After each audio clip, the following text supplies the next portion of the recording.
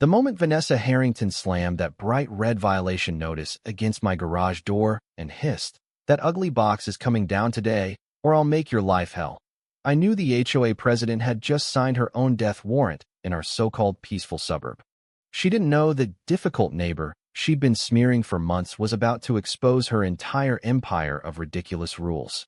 What happened next turned Willowbrook Estates from a manicured nightmare into a battlefield of petty tyrants getting exactly what they deserved. I stood there in the driveway, arms crossed, watching Vanessa adjust her pearl necklace like it was body armor. The Texas sun beat down on her perfect blonde bob, not a hair out of place, while my 5-year-old son Mason coughed inside the house, the sound muffled by the very machine she wanted gone. "Mrs. Harrington," I said, keeping my voice level because I'd learned the hard way that yelling at these people only gave them ammunition. "That ugly box is a medical-grade air filtration system.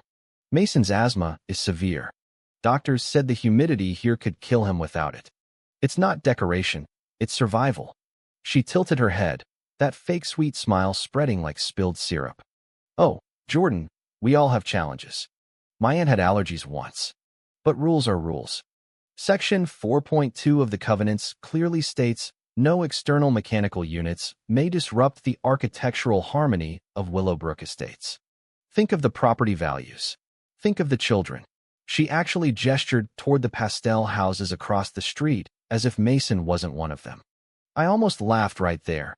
Dark, bitter, the kind that sticks in your throat.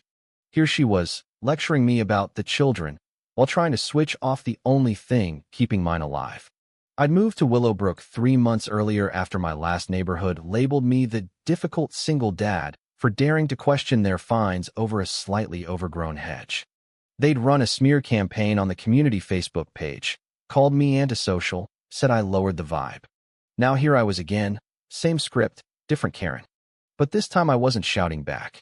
This time I was watching, noting, filing everything away like the cybersecurity analyst I used to be before Mason's diagnosis forced me to work from home.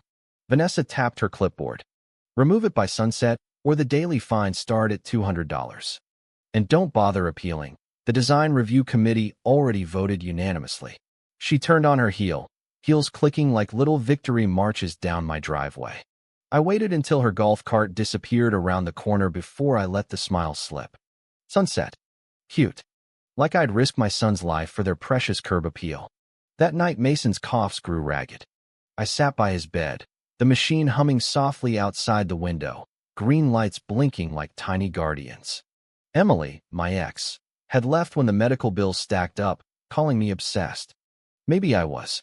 But obsession is just another word for love when your kid can't breathe. I took photos of the unit, every angle, every serial number, every doctor's letter taped inside the housing. Then I emailed the HOA portal a polite request for the exact bylaw subsection and any medical exemption precedent. Their auto-reply came instantly. All inquiries must be submitted in writing during business hours. Business hours. Of course. Death didn't keep bankers' hours. The next morning another notice was taped to my mailbox. This one had a smiley face drawn next to the fine amount. I laughed out loud. Short, sharp, the kind that scares neighbors peeking through blinds. They were turning my son's life support into neighborhood comedy. Somewhere down the street, I heard a lawnmower start. Perfectly timed, perfectly compliant. God forbid anyone's grass be half an inch too tall while a kid struggled for air. I spent the day digging through the HOA bylaws online, cross-referencing with Texas fair housing laws. Buried on page 17 was a tiny clause about reasonable accommodations. I printed it, highlighted it in yellow, and pinned it above my desk like a battle map. Vanessa thought she was enforcing order. I was about to teach her what order really looked like when someone pushed back. By afternoon, the neighborhood group chat was blowing up. Someone, probably Vanessa's best friend Pauline, had posted a photo of my garage with the caption, "Some people just refuse to fit in pensive-faced." Comments flooded in. Property values are everyone's responsibility.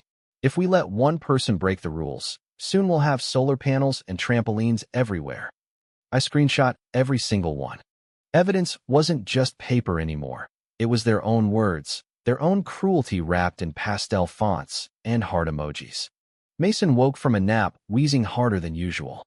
I adjusted the machine, checked the filters, whispered the same promise I'd been making since he was 2. Daddy's got you, buddy. Always. Outside, the perfect lawn stretched in every direction, each blade of grass standing at attention like little soldiers terrified of Vanessa's clipboard. I wondered how many of these people would still be clutching their pearls if it was their kid gasping for breath. Probably still would. Rules were sacred. Children were negotiable. The fines started arriving like clockwork, 3 in 1 week, each more passive-aggressive than the last. Reminder: aesthetic violations affect us all, one read. I paid nothing. Instead, I sent certified letters citing the Fair Housing Act, demanding a hearing. They scheduled it for a Tuesday at 2 p.m. when they knew I had Mason's specialist appointment.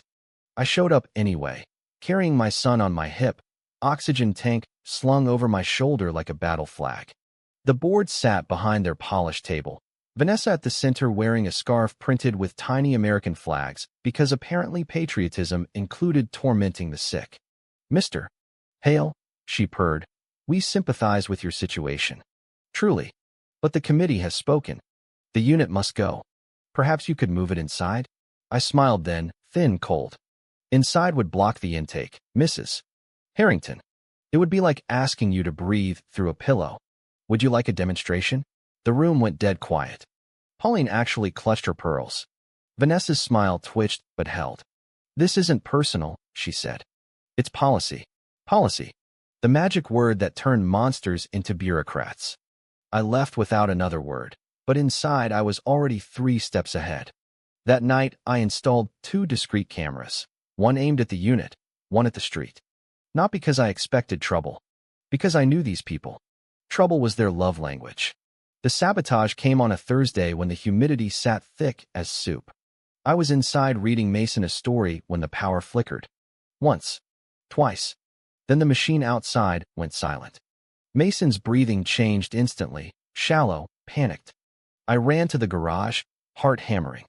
The breaker had been tripped, but not by accident. Clean cut on the secondary line. Someone had been here with tools. I called 911 while Mason turned blue in my arms. The ambulance lights painted the perfect houses red and white, but no one came outside. Not one neighbor. They just watched from behind their curtains, probably wondering if the fines would still apply if the kid didn't survive. Mason didn't make it to the hospital. The doctor's words blurred together. Acute respiratory failure. Too long without filtration. I stood in the hallway holding a tiny plastic bag with his favorite stuffed dinosaur, feeling the world tilt sideways. When I finally stepped outside at dawn, Vanessa's golf cart was already parked at the curb. She wore black this time. Respectful. "The board sends its deepest condolences," she said, voice dripping honey over broken glass. "Tragic. Absolutely tragic. But the unit is still non-compliant.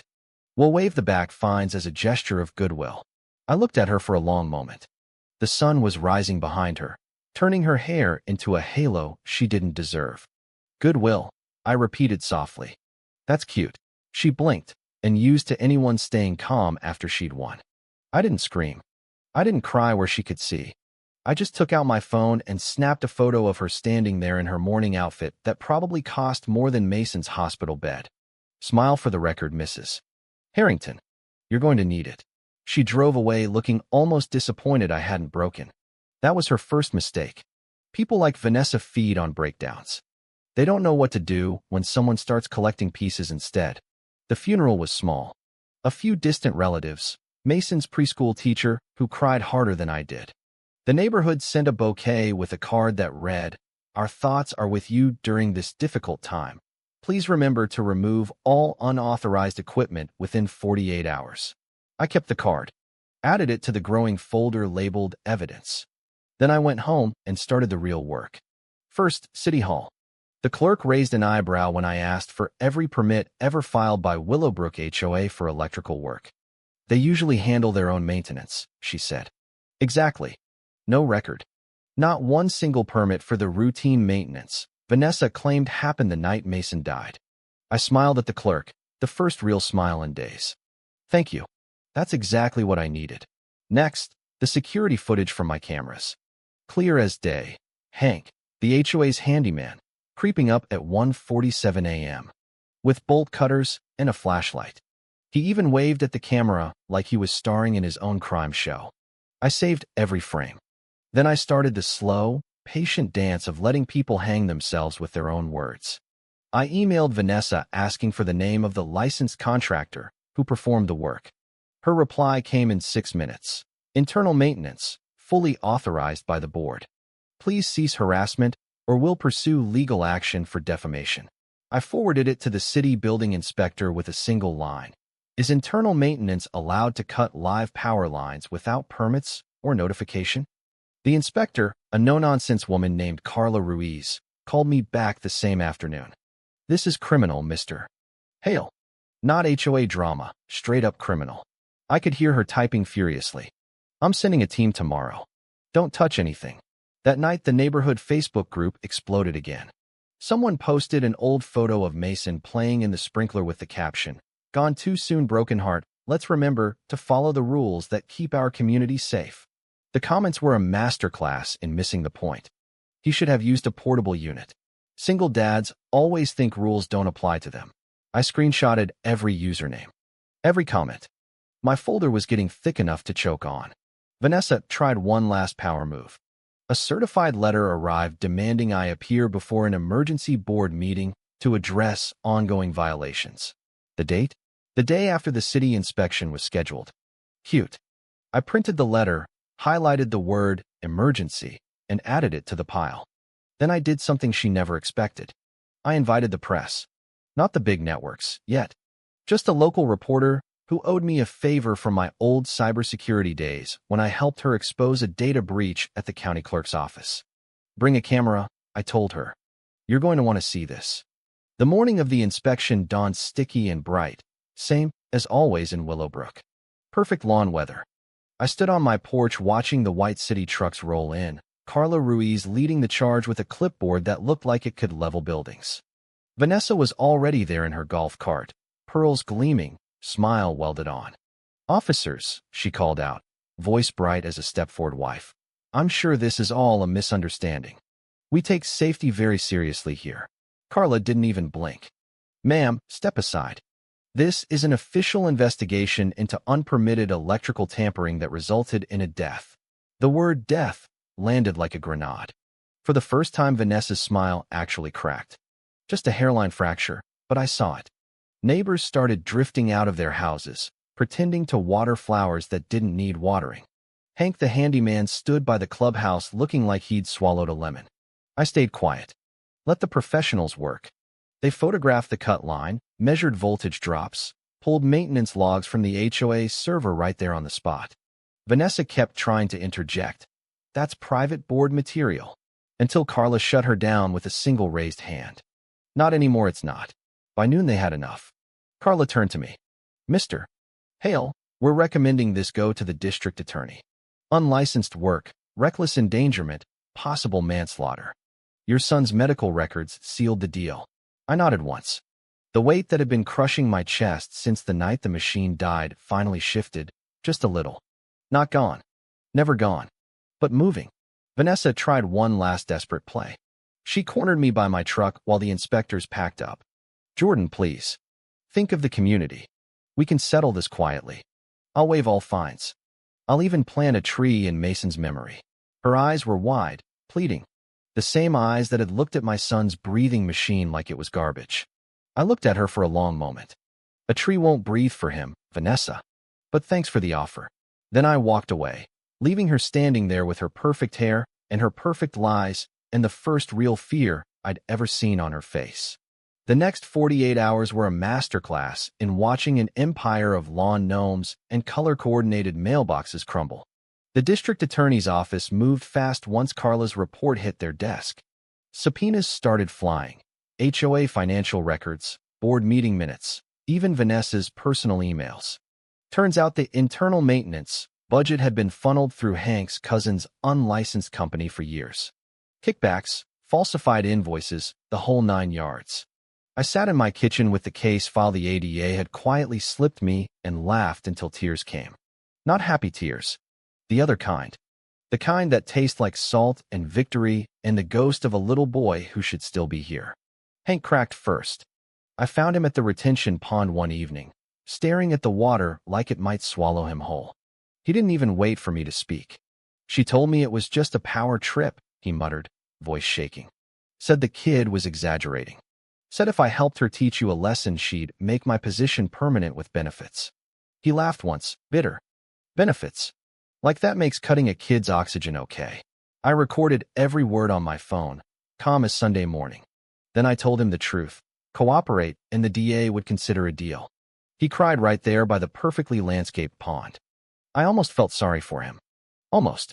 Vanessa, of course, went full damage control. She called an emergency HOA meeting and tried to spin the whole thing as a tragic misunderstanding. I showed up anyway, sitting in the back row with my folder on my lap. The room smelled like lemon pledge and fear. When she spotted me, her voice actually faltered mid-sentence. As I was saying, we must remember that rules protect us all. Even sick children? I asked quietly from the back. Every head turned. Pauline actually gasped like I'd cursed in church. Vanessa's face went the color of old cottage cheese.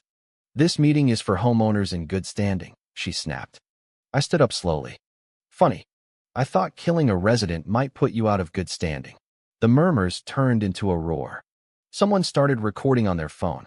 Another person shouted, "What about the kickbacks, Vanessa?" The meeting dissolved into chaos. I slipped out the side door while they were still yelling. Outside, the reporter was waiting. Got everything? I asked. She grinned like a shark. Front page tomorrow. The article dropped at 6 a.m. HOA president accused in child's death after ordering removal of medical device. By 8 a.m., the national news vans were circling the entrance like vultures at a buffet. Residents who'd never spoken to me suddenly wanted to offer condolences, and we had no idea stories. I nodded politely and kept walking. Their guilt wasn't my problem. Justice was. The climax came at the emergency board meeting 2 days later. State investigators showed up with warrants. Vanessa sat at the head of the table in her best power suit, pearls gleaming like they could protect her from consequences. Hank walked in last, head down, and took the seat they'd saved for him. The lead investigator, a tall woman with a voice like gravel, laid it all out. Timestamps, cut wires, Hank's signed statement, the missing permits, the financial discrepancies. Every word landed like a hammer. Vanessa tried to interrupt. This is character assassination. The investigator didn't even look up. Ma'am, we have your emails telling Mr. Torres here to make the problem disappear before the next inspection. Care to explain? The room went so quiet you could hear the air conditioning humming. Vanessa's mouth opened, closed, opened again. No sound came out. For the first time in her life, the Queen of Willowbrook Estates had nothing to say. The vote to remove her was unanimous. Even Pauline raised her hand, eyes darting everywhere, but at her former best friend. Vanessa stood up slowly, chair scraping like fingernails on a coffin. You'll all regret this, she whispered. Then she walked out past the news cameras, head high, pearls finally looking cheap under the flashing lights. I didn't smile. Not then. I just watched her go, feeling the weight of a little boy's dinosaur toy still heavy in my pocket. Some victories don't feel like winning. They feel like the only thing left to do. 3 weeks later, the district attorney announced charges: reckless endangerment, manslaughter, falsification of records, and a few creative fraud counts that made the accountants drool. Vanessa's mugshot hit every local channel. Hair still perfect, eyes finally showing the panic she'd hidden behind bylaws and smiley face fines. The temporary HOA administrator sent every homeowner a letter nullifying all pending violations issued under the old regime. My mailbox stayed empty for the first time since I moved in. It felt almost obscene how quiet it was. Neighbors started leaving flowers by my driveway. Someone planted a small tree near the retention pond with a plaque. In memory of Mason Hale, may every breath be free. I didn't ask them to. They did it anyway, the same people who'd once whispered about my eyesore. Guilt makes strange gardeners. I accepted their casseroles and their awkward apologies and kept my silence. Some debts can't be paid with broccoli cheese. Hank took a plea deal and moved out of state. The last time I saw him, he looked 10 years older and about 100 pounds lighter, like truth had burned the fear right out of him. I'm sorry, he said at my door one night. I nodded. I know. That was enough. Sorry wouldn't bring Mason back, but it might keep another kid breathing somewhere down the line. The state legislature even got involved. A new bill, the Mason-Hale Medical Accommodation Act, passed committee in record time, requiring HOAs to review reasonable medical exemptions within 48 hours or face automatic fines. My son's name in black and white on official letterhead. Not the legacy I wanted, but the one he earned with every struggling breath. I still sit by the window some nights, watching the neighborhood lights blink on in perfect synchronization. The lawns are still manicured. The houses still match. But something's different now. The fear has changed direction. They used to be afraid of Vanessa's clipboard. Now they're afraid of what happens when someone finally pushes back. Last week, a new family moved in 2 doors down. Young couple with a baby on the way. I saw the wife unloading boxes while her husband carefully positioned a small portable generator near their garage. I walked over, introduced myself, and handed them a copy of the new state guidelines. Just in case, I said. They looked confused but grateful. I didn't explain. They'd learn soon enough what Willowbrook used to be, and what it could become again if anyone forgot. As for me, I still work from home. Still keep the cameras running, not out of paranoia, but habit. The folder labeled Evidence now sits in a fireproof box next to Mason's dinosaur. Sometimes I open it just to remember how close power can come to winning before it doesn't. The other night, I stood at the retention pond watching the water reflect the stars. Perfect symmetry, same as always. But for the first time, the reflection didn't feel like a lie. It felt like a warning. And a promise. So tell me, was Vanessa Harrington really just doing her job, enforcing community standards? Or did the HOA's obsession with perfect lawns and perfect silence cross into something far darker the moment it decided one child's life was an acceptable price for curb appeal? Who was truly in the wrong here? The woman who weaponized rules until they killed, or the father who refused to let them? Drop your thoughts below. I read every single one. And remember, the next time your HOA sends a notice, ask yourself whose life they're willing to sacrifice for the view. Because somewhere out there, another kid is still trying to breathe. And another quiet neighbor is watching. Waiting. Ready.